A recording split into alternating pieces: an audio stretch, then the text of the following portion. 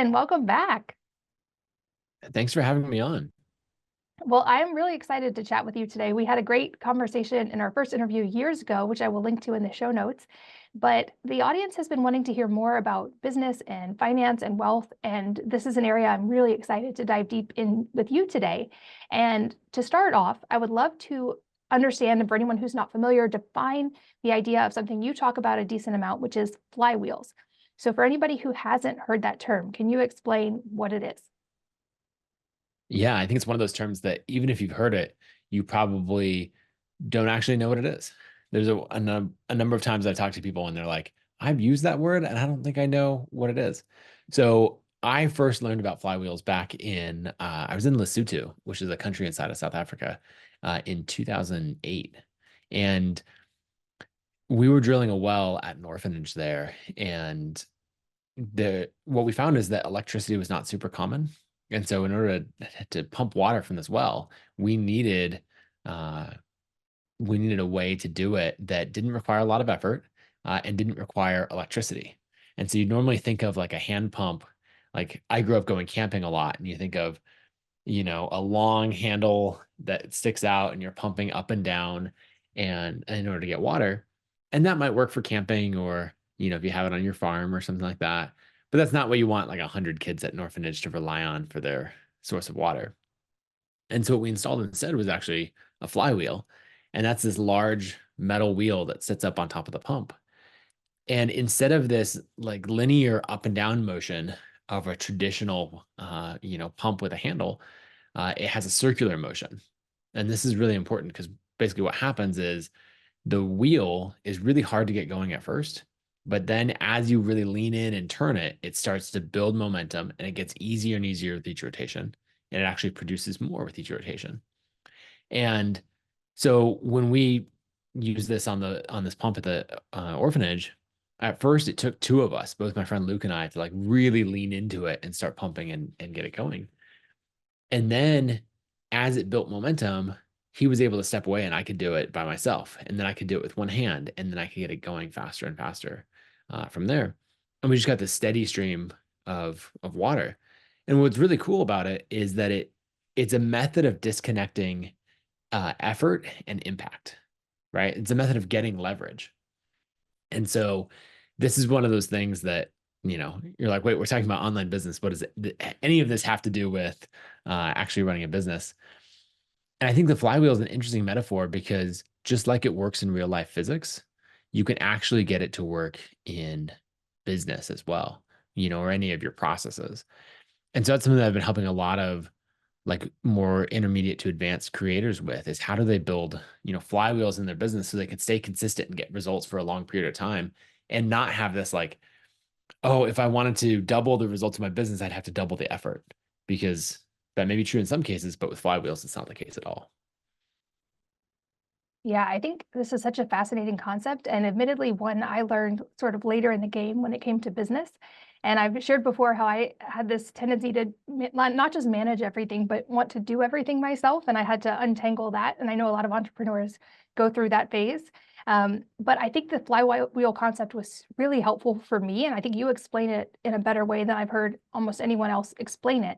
And especially when you talk about disconnecting the effort from the impact. I love that you use the word impact and not just results or ROI, because for Wellness Mhm. Mama, I've always been focused on the impact and helping moms. And I very much believe that income follows outcome and that when you help people, you achieve better results. Could you share some examples of flywheels in business for people to be able to kind of understand this concept? Yeah, let me give a very specific example because I think what I found is that when people talk about flywheels in business, they talk about them at the highest level, right? Jim Collins in his book Good to Great talks about how all of these great companies have a flywheel. And it's something like Amazon's flywheel where um, they really they really have low prices so that they can have, or let's see, let me reverse that. They try to run the most operationally efficient organization they can so that they can have low prices, so they can improve their systems and sell more, the low products sell more or low prices sell more products. And then from there, they're able to use that scale to drive down prices further. And that is a flywheel in that it, basically the lower the prices they have, the more sales they make, the more scale they can get, and the further they can lower prices. But that's like at the highest level. And what I really wanted to do is give creators in particular examples of flywheels at the most micro detailed level. And my favorite example of this is for content creators who are creating a newsletter. It could be anything, but especially a newsletter on a weekly basis. And that is something like, well, I guess the challenge that you have with it is sending an email every Monday morning, every Tuesday, whenever it is, and realizing like that often the more you write, you're working through all of your ideas for content and you're running out of things. And when I teach this workshop in person, I always ask like, okay, show of hands, who struggles, the day before or 2 days before their newsletter is supposed to go out with actually having an idea and writing it on time. And usually half the room at least raises their hand. And so it's like, okay, what if you could have a flywheel that the more subscribers you got, the more ideas you had to write, and it give you a steady, an endless stream of content ideas. And everyone's like, that sounds amazing. And so the way that this works is when someone subscribes to your list, then you send them a series of automated emails. What I like to do is I send out kind of my greatest hits. These are one's going to be my story. And then the next two might be some of my, best essays that I've ever written, kind of thing that like all the rest of my work stands on. In order to understand my writing, you should read these essays. And then email 4, email 5, somewhere in there, I send a really simple, like kind of plain text email. And what I do with that is I just say, hey, thanks so much for subscribing. I hope you've been enjoying the content. One quick question. What's your biggest frustration with, and then fill in the blank, learning. In my case, I was teaching how to design iPhone apps. So I said, what's your biggest frustration with learning how to design iPhone apps? You could say, hey, what's your biggest frustration or biggest struggle with raising kids right now, with meal prep, with any of these things? You just say, hit reply and let me know. And what happens is then you get to categorize all of these replies as they come in. It might be as simple as a label in Gmail so that every reply to that email goes into one spot. And you can read them all at once. Or you could be using Zapier to an Airtable or something more sophisticated. But it can start in a simple way. And then from there, what we do is every time I go to write an email, I'm not sitting down at my computer from scratch and saying, oh man, what should I write about this week? I'm going through my categorized responses and saying, oh, Amy had this struggle. I think I could answer that, or Joe had this one. Let me write an answer or an essay just for that person and then make it more general. And then to close the loop in the flywheel, that newsletter goes out and we're going to promote it, both to the email list and then also on social. That's going to result in more subscribers. So if we go through the list, or if we go through the flywheel, we have new subscribers coming in. That turns into welcome, or that turns into frustrations being shared back with us.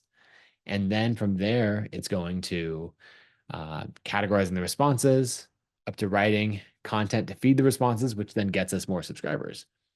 And so this really turns into, a flywheel where it's a circular motion that closes the loop.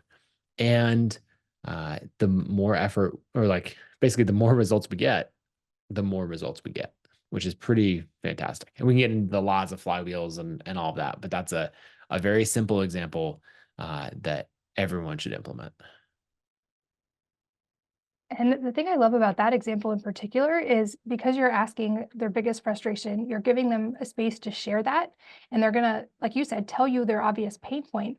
But also when you respond, you're getting to write as if you were speaking to a singular person, which I know over the years really changes the tone and how you're able to connect with people, even if that message goes to many people. And I experienced this with Wellness Mama, especially early on. I would read every single comment on blog post. And I knew those first several hundred commenters, at least by name. And it was like there was a relationship building. And a term often used in entrepreneurship is the idea of having an avatar, which is sort of the person you're writing or speaking or helping, and having a clear understanding of who that person is, even if it's an avatar you create in your head that represents your audience. I found that was extremely helpful because I wasn't trying to write to the entire internet. I was trying to write to these people who I felt like I knew at a visceral level, to the mom of 3 kids with tight finances who was maybe had a kid with a health issue and she was trying to help her whole family get healthier. It allowed me to speak to her in a much more personal way than if I was just trying to write broadly to the entire internet. And so I'm curious if you have any examples of the avatar perspective in business. I know you're involved with many, and how that can be beneficial as well. Well, yeah, I think the single biggest thing you can do, or the single most important writing tip, is to write to an individual. And like I remember one of the books that I wrote was about designing web applications. And I wrote it very specifically to my brother-in-law, who was early in his design career and was looking to pursue that. And anytime that I'd get stuck and I'm trying to write the intro and I'm trying to figure out any of this, I would just actually write Philip, comma, enter, and then write it to him as if I would just talk to him. And that's so much easier because we as writers tip into this weird format where we all of a sudden go, oh, I know how to write an email to Katie, but this is to 1,000 people or this is to 100,000 people. How could I possibly write to them? And it's like, actually, you do it the same way. And so what I love about this is it puts that, exactly as you're saying, it puts that individual and their problems and the words that they use front and center. That's another thing in this. Like we can talk later about the byproducts of flywheels, but one byproduct of this flywheel is that you get to see the language constantly that people use to describe their frustrations and their struggles. And if you can use that and have like, oh, let's say 10 people describe the frustrations with meal prep, you can see the words and the scenarios that they use. And if you were to come out with a book or a course or content on that topic, then you could have that labeled away and you could see, okay, what am I going to title this? Well, what's my blog post subject line going to be? Well, look at how they, how your audience actually describes their own struggles. And that will give you so much material to craft your language, whether it's, just for attention or driving for sales. And I think even for someone who's very early stage or maybe even wanting to start a business, that concept is so important as you're thinking of what kind of business you're going to create. And as you're thinking of long-term, what a flywheel was going to look like, you can center on that. Who is your avatar and what problem are you solving for that specific person? And that helps you to really refine your message. And I firmly believe that all of us have knowledge or expertise or wisdom in a particular area and that can benefit many other people. So even for those thinking maybe like, I don't know what business I would even start, I feel like if you can reframe that question into who could I help with this knowledge that I have that maybe someone else doesn't, that's a great starting point. I'm also curious if you've ever applied the concept of flywheels in day-to-day personal life and not just business, because one thing I've noticed over the years is that often business principles can apply in how we manage our time and our home life as well. And I've talked about this some, but I realized years ago I was really stressed in my life, but the stress wasn't coming from business. And it got to the point where I even almost considered stopping Wellness Mama because I realized I couldn't manage all these things and I wasn't going to let my family be the thing that fell through the cracks. And what I realized instead was that actually, if I started running my home life like I ran a business, at least with the level of organization and having key results and targets I was working toward and getting the whole family on board toward that common mission, it actually simplified the stress of home life, not because I was necessarily doing less, but because I had built structure that reduced my mental stress around it. So I know that's probably a question you haven't gotten before, but I'm curious if you've seen this flywheel concept apply in other areas of life as well. Yeah, I haven't spent as much time on this, but what immediately comes to mind is health and fitness. And so if we go to the 3 laws of flywheels as I've defined them, first is that each step goes smoothly from one into the next, right? So that is we're having a circular motion instead of a linear set of tasks. The second is that it gets easier with each rotation. And the third is that you produce more with each rotation. And so what I think about is my own health and fitness journey, where when you're trying to make progress, it's really hard at first. Every little habit that you're trying to tweak is, you're trying to cut out the last meal of the day, and I don't mean dinner. I mean the meal that I eat at like 9 p.m. before I start to wind down for bed, like you're trying to change all of these things. And at first it's really, really hard. And you start with these small tweaks. But then things get easier over time as you stack these habits on top of each other, and you really make these tweaks that work for you. And you say like, okay, like one thing that worked really well for me was eliminating breakfast. I was able, by doing intermittent fasting, I was able to, without much effort, like reduce my calorie consumption. And so you make these tweaks, and the rotation of this flywheel is actually on a daily basis, maybe on a weekly basis as you have, your exercise habits. But, I find myself early on dreading the gym, dreading, eating well and things like that. And then over time, you're like, oh, actually, I'm excited for this. I'm excited to, uh, like to wait another day. I'm like, I wish that I could do these two workouts back to back, but I know I actually have to wait 2 days, to give my body time to rest before I do that other one. And so I think it applies to the same principles, and you could absolutely do it in all areas of your life. Now I'm like, okay, how am I going to apply this to homeschooling? Because you absolutely could.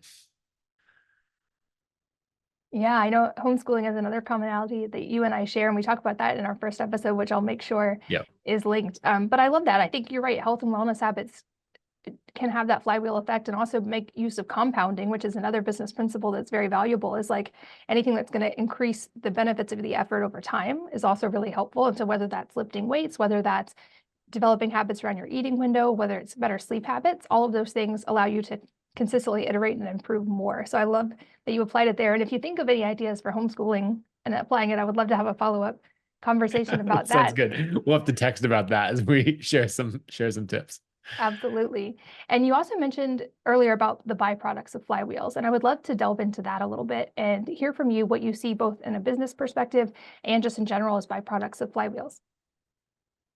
Yeah. So I'm an avid woodworker. I've got a shop in my garage, and I'm always making stuff. And one thing that, there's things I deliberately make, cutting boards. My son and I, he's 9, and we just built um, he has this little cubby in his room that had a door on it. It's like where the roof line comes down and there's this awkward space. And we just built a hidden, like a bookcase that opens up as the hidden door and all of this. Um, and so there's cool things that we make, but one of the byproducts that comes out of that is sawdust, right? We make a lot of sawdust and we throw it away, and that's on a small scale, so that's fine. But if you look at sawmills, they have this interesting thing of like they're taking trees and turning it into lumber that we all use for projects and houses and everything. And they're producing huge amounts of sawdust. And that's just a byproduct. And it's actually pretty irritating for them because they're like, you got to dispose of it. If you don't dispose of it, it will catch on fire. Like it's not good to breathe. Like it is not a good byproduct. Um, but what sawmills learned, you know, well, I don't know, 50 years ago or more, is that if you take all of this obnoxious sawdust and you mix it with glue and compress it down, you can make something called medium density fiberboard, which is actually what pretty much all cabinets are built out of these days. It's what we built that bookshelf, that swings open for the hidden room in my son's room. Um, it's all out of what was a waste product that was a natural byproduct of everything else. And so I really like to look at the byproducts of flywheels because there's always something there, right? Like one byproduct, we talked about in our content creation flywheel is the language and the copy that we should use in our sales pages and our subject lines and all of that. Another example is at ConvertKit, we love to tell stories. Our whole thing is that we want creators to be the heroes of our brand. And so we want to tell their stories.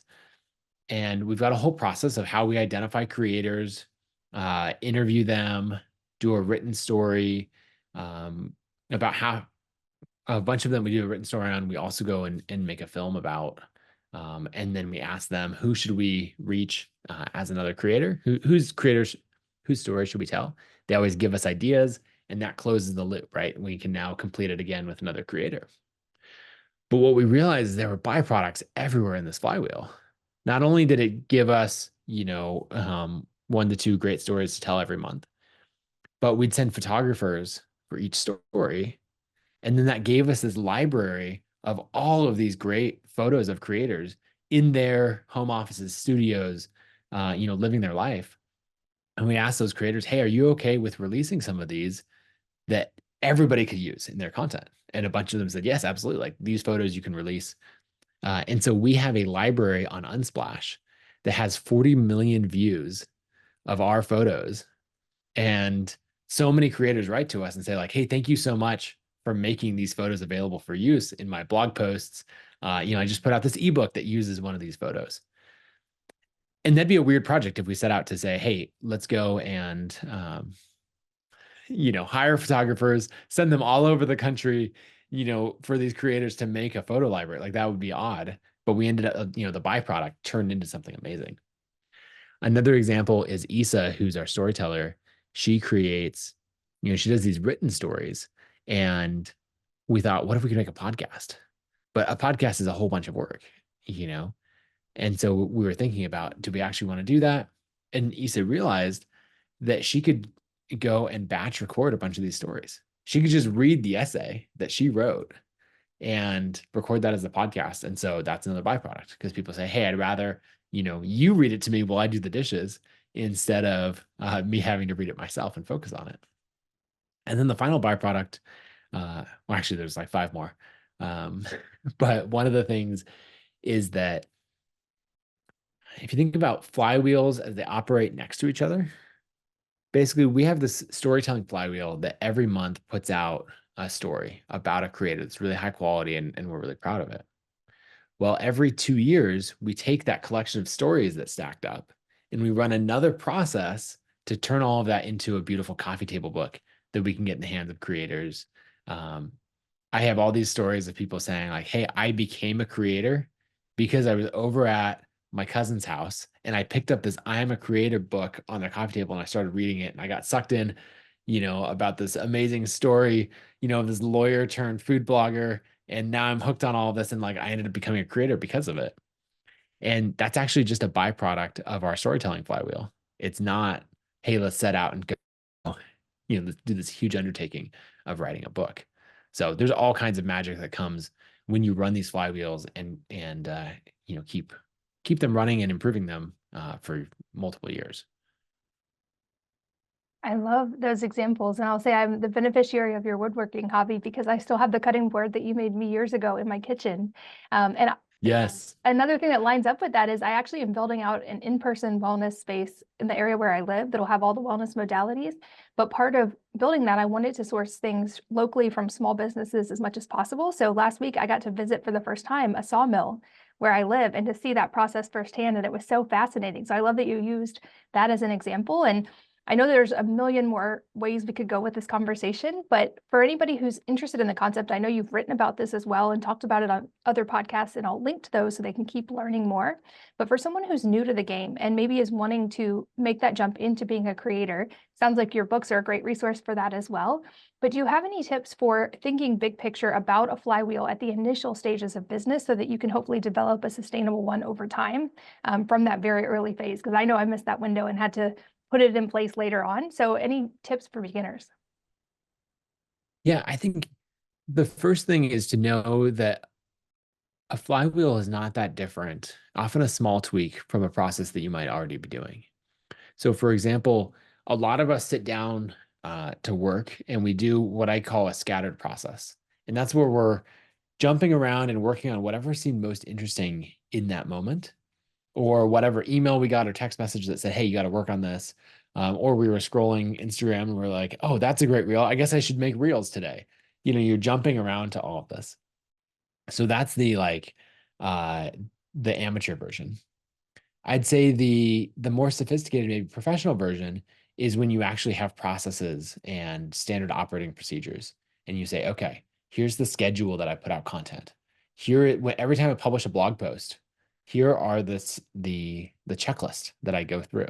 Right, here's my process for my subject lines, and that's really, much more effective. That is then taking that linear, standard operating procedure and turn it like closing the loop, turning it into a flywheel and figuring out how do I do it so that the more I do this thing, the more results it gives me. And so I would say the beginner version is start to define what are the activities that you're going to do. Let me back up. I'd say the beginner version is to think about your goal. let's say our goal in this case is to build a newsletter to 1,000 subscribers. So now, instead of jumping at it from a scattered perspective of wherever you feel motivated on a given day, think about what activities do I need to do every week, right? I need to write, I need to promote a newsletter, I need to package it up, I need ways to get subscribers, I need to meet other creators, and actually list those out and then try to see what processes could I document around that. How do uh, I was going to say, how do I be as robotic as possible? But yes, that is actually what I mean. How do I define the constraints so that I can be as creative within those constraints as possible? And if you do that, then you'll start to see where the flywheels can develop. So really focus on linear processes first, especially as a beginner. And then as you get those established, look for how could I close the loop? How could I make it so that more of this thing continues to snowball and get me, even more results? I love it. And we didn't even get to delve into the world of ConvertKit today, but I'll say for anybody listening, if you've ever gotten an email from me, it was through your software ConvertKit that you founded. So I'll make sure that's linked as well if you guys want to use it as a tool in your own businesses. It's been really helpful for me. And in line with everything we've talked about, if you want to see an example of that newsletter, you can sign up for that at wellnessmama.com. And I know you guys have one as well. I'll make sure those are both linked. But Nathan, thank you so much for the time. It's always such a fun conversation with you. And I love that we got to actually go into the business and flywheel side today. This has been really fun. And I hope everyone has learned as much as I have. Yeah, thank you so much for having me. And thank you for listening. And I hope that you will join me again on the next episode of the Wellness Mama podcast.